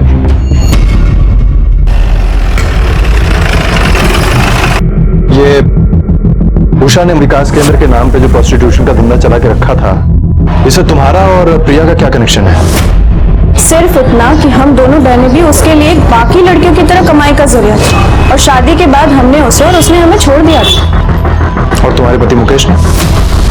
उसने भी वहां से निकलने के बाद उसने एक छोटा सा गैराज खोला, और ईमानदारी की 2 रोटियां खाने के लिए दिन रात मेहनत कर रहा है। रिपोर्ट के मुताबिक प्रिया के हाथों और कंधों पर इंजन ऑयल के ट्रेसेस मिले हैं। तुम्हारे पति मुकेश कहाँ मिलेगा भी? पता नहीं, विकास केंद्र में रेड पड़ने के बाद से वो घर नहीं लौटा है। सब सर, उषा और महेश का पता चल गया है। गुड, चलो चलो।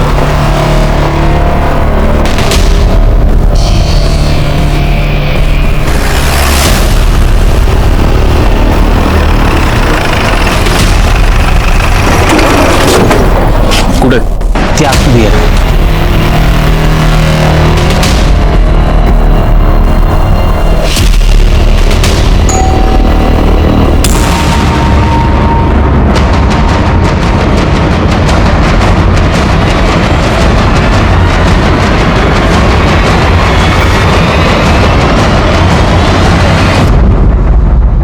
गया ना? अरे किया क्या है मैंने?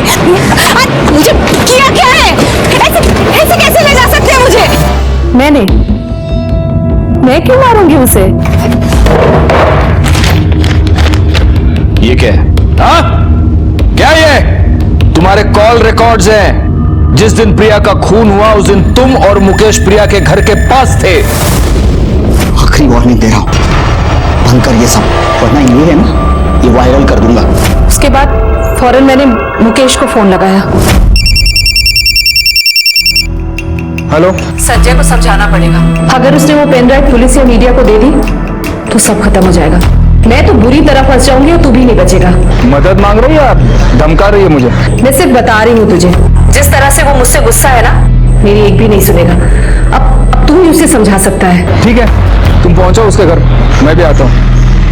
दोनों मिलकर समझाएंगे तो कहीं नहीं जाएगा वो, टेंशन मत लो। हाँ मुकेश, मैं पहुंच गई हूँ। तुम इधर मत आना अभी, इधर पहले से कुछ तो भी लफड़ा हुआ है। मुकेश वहाँ, हेलो। कहानी बहुत अच्छी है लेकिन सच्ची नहीं है, क्योंकि सच ये है कि तुम दोनों ने प्रिया को मार दिया और वहां से भाग गए। सर, मुझे उसे मारना ही होता तो मैं उसी दिन मारती जब उसने शादी की बात की थी, तो शायद ये सब कुछ नहीं होता उसके साथ। और मैं उसे क्यों मारूंगी सर? प्रिया और अपर्णा मेरी बेटी से भी बढ़कर है। लेकिन तुम उनकी माँ नहीं हो, क्योंकि कोई भी माँ अपनी बेटी से धंधा नहीं करवाती और अपना धंधा चौपट होता देखकर अपनी बेटी को मार नहीं देती। ठीक है, अगर ये सच है तो साबित करके दिखाइए। साबित तो मैं करूंगा मैडम। इस वक्त मेरे पास खून के कोई सबूत नहीं है, पर आपके प्रोस्टिट्यूशन रैकेट के सारे सबूत हैं। इसलिए लंबी सांस लीजिए और यहाँ की आदत डाल लीजिए।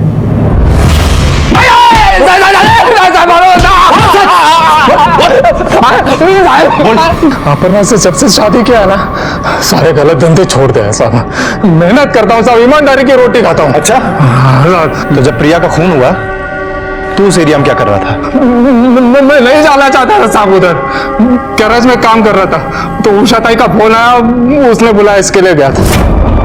लेकिन सब मैं जब उधर गया तो उधर पहले से ही कोई लफड़ा चालू था। हाँ मुकेश, मैं पहुंच गई हूँ। तुम इधर मत आना अभी, इधर पहले से कुछ तो भी लफड़ा हुआ है। मैं निकल रहा हूँ यहाँ से, तुम भी निकल जाना है। बहुत अच्छी कहानी बना लेता है तू। तू सीधा गैरेज से गया था ना प्रिया को मारने के लिए, तेरे हाथ में इंजन ऑयल लगा हुआ था। प्रिया की बॉडी पे से हमें इंजन ऑयल के दाग मिले हैं। तुझे जैसे ही पता चला कि पुलिस तुझ तक पहुंचने वाली है, तू वहां से भाग गया।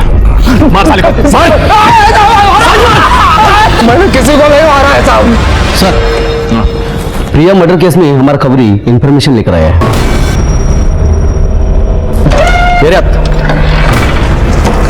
नमस्कार साहब, जिस दिन वो लड़की का मर्डर हुआ ना प्रिया, उसका 2 रोड छाप मैकेनिक के साथ लफड़ा हुआ था, आपने देखा साहब। और जिधर झगड़ा हुआ उसके सामने दुकान पे सीसीटीवी लगा हुआ, आप उधर का फुटेज निकाल के देख लो, मालूम पड़ जाएगा कौन लोग थे।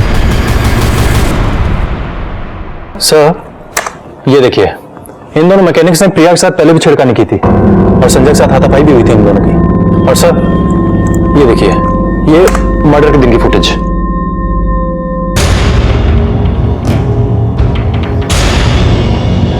पॉज करो, सुनो, मिल गया।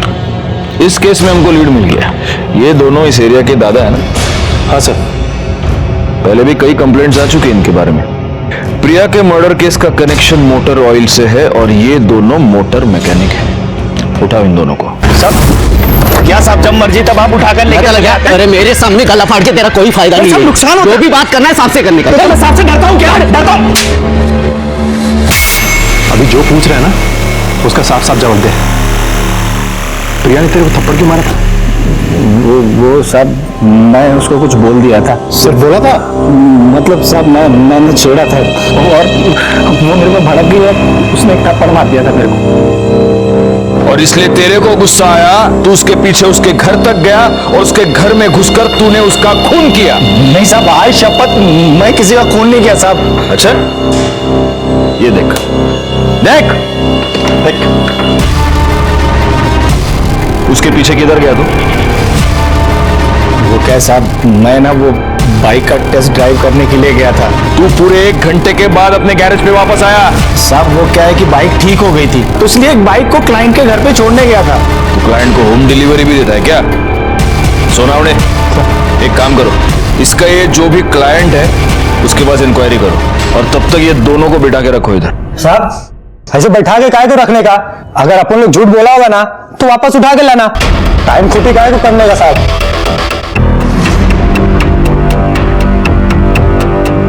सोनावणे बरोबर बोलतोय। इनको सिर्फ बिठा के मत रखना, अच्छी तरह से खातिरदारी करना इनकी। साहब अपन लोग कुछ नहीं किया साहब। कुछ नहीं किया? सड़क पे चलने वाली औरतें तुझे अपने बाप का माल लगती है क्या? सोनावणे सर, अच्छी तरह से खातिरदारी करना इन दोनों की, और इतना मारो सालों को कि लड़की को छेड़ने से पहले इनकी हड्डियां बोलनी चाहिए। साहब आप लोग किसी को नहीं छेड़ा साहब। खातिरदारी करता हूं तेरी। साहब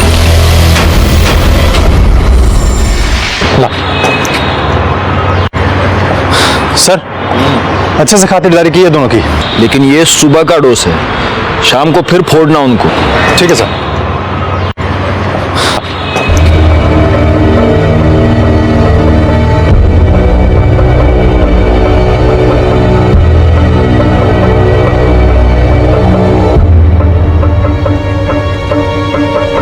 सोनावणे सर, इसको फॉरेंसिक लैब भेज दो और उनसे कहना कि प्रिया के बॉडी पर जो ऑयल मिला वो ऑयल और ये ऑयल, ये मैच होता है क्या देखें। ठीक है सर।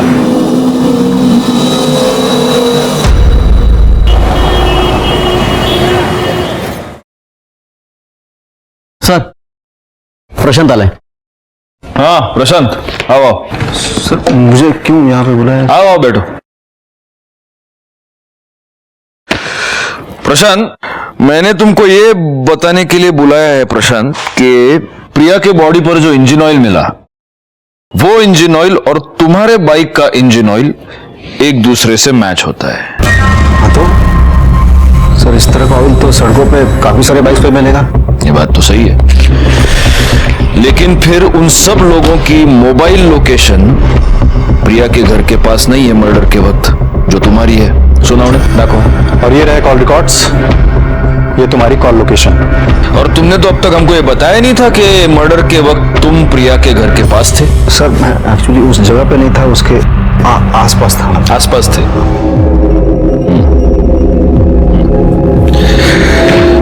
अब प्रशांत, मैं तुमको एक फिल्म दिखाऊंगा।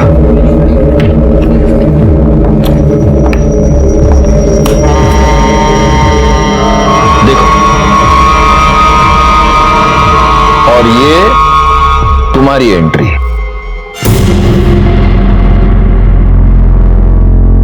देखो, ये तुम प्रिया के पीछे उसके घर तक चले गए। शायद ये पूरा झगड़ा तुमने देखा था और इसी का फायदा तुमने उठाया। अब प्रशांत, कबूल करते हो की आता तुला घ्यायचं आम्ही आतमध्ये? हाँ सर, मैंने मारा उसे सर। वो यही डिजर्व करती है सर कि भोली भाली सूरत दिखा के उस धंधे वाली ने मेरे भाई से शादी की और उसकी जिंदगी नरक बना दी उसने। सर उस दिन संजय उसकी माँ को स्टिंग ऑपरेशन की झूठी बात कह के उसके मुंह से सच्चाई सुनने गया था और उषा ने डर के सब कुछ मान भी लिया था। लेकिन सर संजय ये सब सुन के एकदम से टूट गया और उसने मुझे वहां से फोन भी किया था। आज ये बात सिर्फ मुझे मालूम है, कल दुनिया को पता चल जाएगी तो मैं किससे नजर नहीं मिला पाऊंगा। मुझे मारना है। संजू तो ऐसा कुछ नहीं करेगा, देख तुझे तेरे भाव की कसम है। मैं नहीं जी सकता। मैं सब ठीक करता हूँ, देख। सर मैंने संजय को भाई की तरह नहीं, एक बेटे की तरह प्यार किया है। उसे ऐसा रोता हुआ सुनकर मेरा माथा घूम गया सर। मैं वहां से निकल गया, मैं संजय के घर की तरफ चला गया। रास्ते में मैंने देखा सर प्रिया उसी मैकेनिक के साथ झगड़ा कर रही है। जरा इधर भी नजर इनायत कर लीजिए। अरे हम भी हैं। क्या बकवास कर रहे हो तुम? घर में माँ बहन नहीं है तुम्हारे? आइंदा ऐसे बकवास की ना तो देख लेना। झगड़ा खत्म होते ही वो अपने घर की तरफ चली गई और मैकेनिक भी उसी तरफ चला गया सर। और मैंने सर इसी बात का फायदा उठाना चाहा। मैं संजय के घर की तरफ चला गया सर। सर मैं बहुत गुस्से में था सर, मैंने प्रिया को बहुत मारा सर। मैंने संजय को हमेशा एक बेटे की तरह पाला है। तुमको ऐसा लगता है प्रशांत कि तुमने अपने भाई को बचाया, लेकिन तुमने उसको दुख की दलदल में और ज्यादा धकेल दिया, क्योंकि आज भी तुम्हारा भाई प्रिया से बहुत प्यार करता है। वो ये मानता है कि प्रिया जैसी लड़की जिसने अपनी जिंदगी में इतना कुछ झेला है, उसे एक अच्छी जिंदगी जीने का अधिकार है।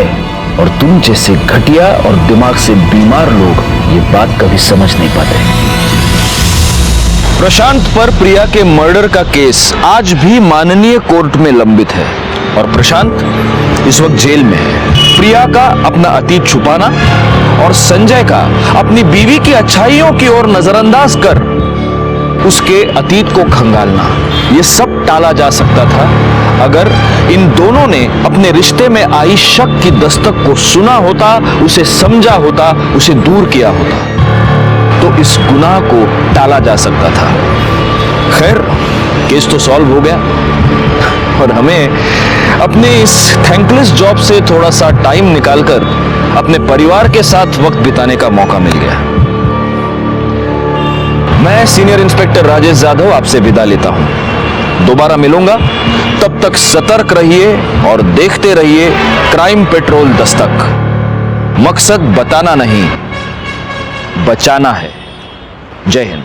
क्राइम पेट्रोल के ऐसे ही मजेदार एपिसोड्स देखने के लिए हमारे चैनल को सब्सक्राइब करें।